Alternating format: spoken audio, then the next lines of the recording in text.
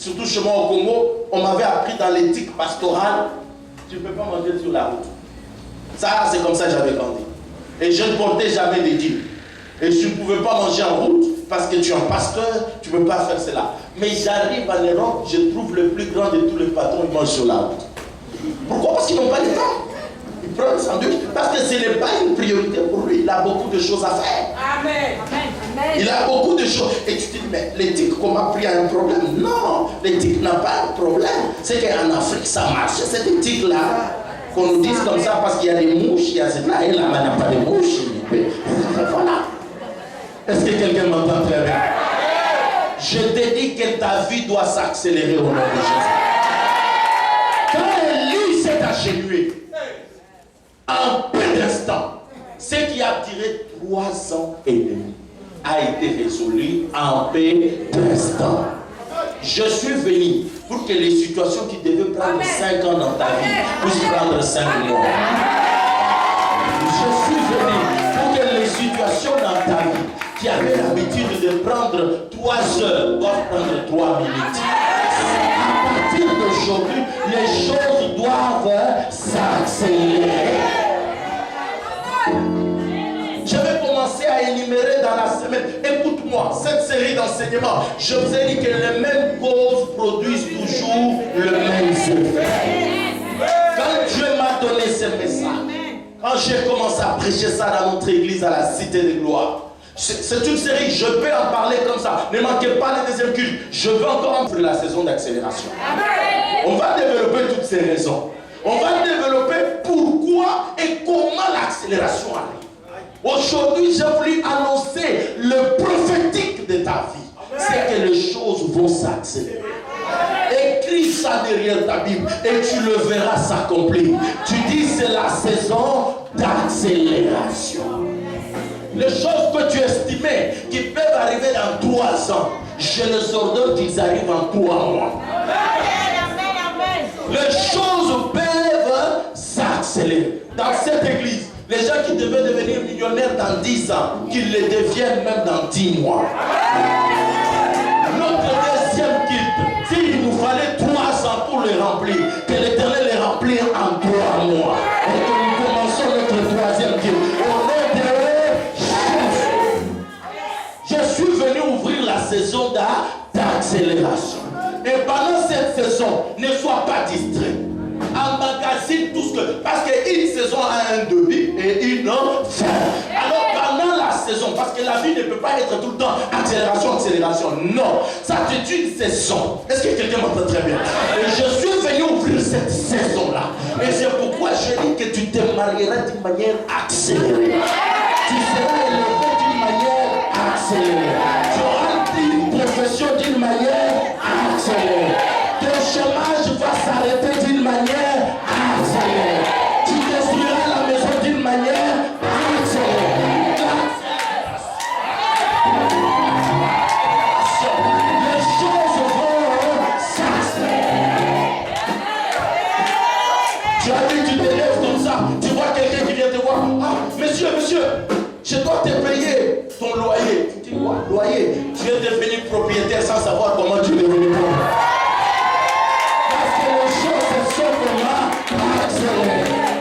Un jour en Afrique, un de notre papa à l'église, les choses se sont tellement accélérées dans sa vie trop vite. Lui, il a vécu, tu te rends compte, il avait 47 ans. Et pendant toute sa vie, il a été piéton. Et les choses se sont accélérées. Il a été dans 2 voitures. Et un jour, dimanche vers l'heure de culte, il prend son sac, il court vite pour aller prendre le taxi. Sa femme le suit. Mais papa, tu as oublié que tu allais choper dans la voiture. Il dit, ah oui, chauffeur de voiture. J'avais oublié.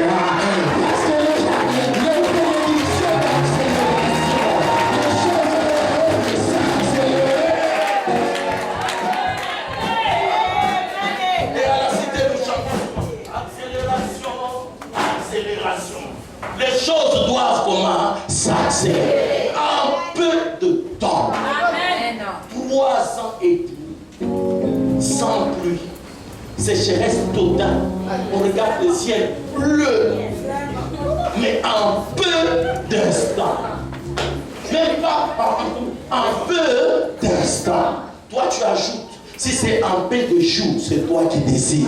En paix de seconde, c'est toi qui décides. Tu sors seulement là, tu vois une voiture qui s'arrête.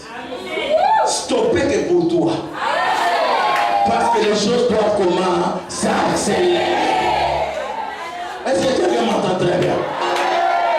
Il y a des facteurs qu'on appelle des facteurs d'interdépendance. C'est ce que les gens du monde du ténèbre utilisent. C'est-à-dire que quand tu vas t'acheter, tu pries le Dieu de la Bible. Parce que je crois au Dieu de la Bible.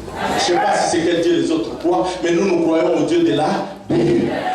Quand tu pries, tu dis Seigneur, tu commences, le Seigneur peut te pousser à commencer à prier en langue. Et tu pries pour ta vie, mais tu entends le Seigneur te commencer à dire, prie pour la vie de France Vie.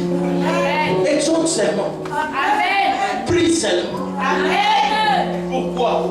Parce qu'il y a des facteurs de dépendance, c'est-à-dire, le bien-aimé qui est là, Dieu a décidé, il prie, il dit que dans des jours, accélération. Maintenant, il va, la personne qui doit signer son dossier. Le Seigneur sait que dans 2 jours, sa mère doit mourir à France Vie. Mais le frère ne le sait pas. Mais le Seigneur le sait. Mais le Seigneur te pousse maintenant à prier pour la vie de France Vie. Tout simplement, le Seigneur veut garder cette maman-là en vie à cause de toi. Parce que si ce monsieur-là part, ça va prendre du retard au dossier. Il n'y aura pas de remplaçant, surtout dans la fonction publique. Il faut seulement la signature des chefs, blablabla. Bla, bla, bla. Et or, la Bible dit, à cause d'un seul juste, l'Éternel peut détruire toute une vie. C'est pour dire aussi, à cause d'un seul juste, l'Éternel peut sauver toute une vie. Dieu l'a fait avec Abraham. Il a posé la question, cacherai-je à Abraham ce que je vais aller faire là-bas? Et comme Dieu ne pouvait rien cacher à Abraham, l'autre a été sauvé. Donc la prière de ce soir, par ton élévation, par l'accélération que tu dois arriver dans ta vie, Dieu peut protéger beaucoup de gens. Non, tu n'as pas dit amen plus que ton voisin.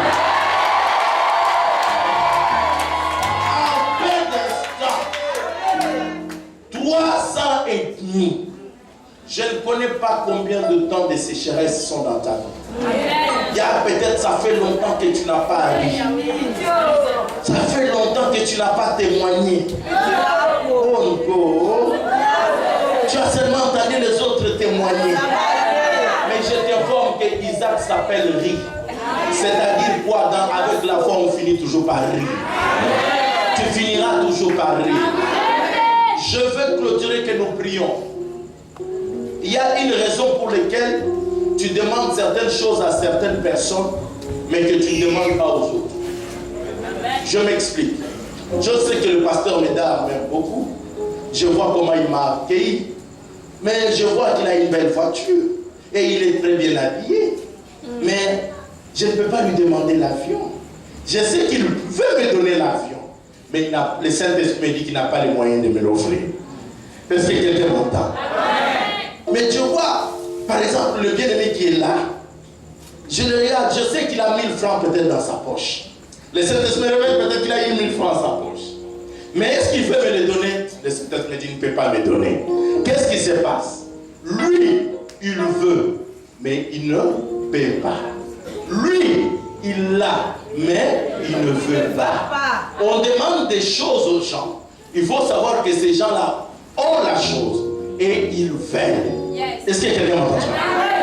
Ils ont et ils peuvent. Est-ce que quelqu'un m'entend très bien?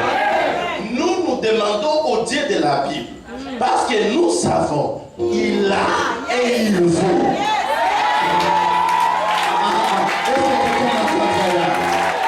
Le Dieu de la Bible, il a tout ce que nous demandons. Et il veut réellement nous le donner. Parce que la Bible dit ceci, qu'il nous a aimé le premier. Et pas seulement il nous a aimé le premier, il a accepté de mourir à la croix pour nous le premier. La Bible dit ceci, ce n'est pas nous qui l'avons aimé en premier, mais c'est lui qui a fait quoi? Qui nous a aimé en premier. C'est pourquoi je te dis que tu dois prier avec moi ce soir. Hein? Ce soir, mets-toi déjà debout. Je veux que nous prions. Je me suis bien réservé mes 15 minutes pour que nous prions ensemble. Ici, il faut prier là, tu prieras. Parce que les choses doivent s'accélérer. Dis à ton voisin, tu es assis à côté de quelqu'un que tu ne connais pas. Dis-lui. Parce que dans peu de temps là, les choses vont s'accélérer.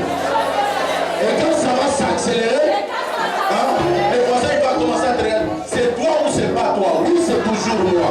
Mais c'est tout simplement l'accélération. Les choses se sont comment accélérées. L'accélération divine. Mariage accéléré, travail accéléré, voiture accélérée. Le voyage qui a beaucoup de là, ça va s'accélérer. Même le voyage qui a tant d'années, papier ici, ça ne passe pas. Mais la saison d'accélération est là. Les choses vont s'accélérer. Nous, dans notre famille, on a personne en Europe. Bientôt là, vous allez avoir 10 personnes en Europe. En accélération. Accélération sur accélération. Quelqu'un m'entend et dit Amen. La vie de quelqu'un va s'accélérer ce soir. Parle, tiens la main de ton voisin. Tu tiens la main de ton voisin de droite et vous levez la main, vous priez. Nous commençons d'abord à prier pour notre église. Les choses vont s'accélérer dans notre église. Du deuxième au troisième tour. Lève tes mains avec ton voisin de droite. Lève tes mains, prions d'abord pour l'église. Père, nous prions que la saison d'accélération soit dans notre église prochaine, Seigneur. Et que nous vivons l'accélération divine dans cette église, Seigneur. Les choses doivent s'accélérer d'une manière extraordinaire. Les choses peuvent s'accélérer.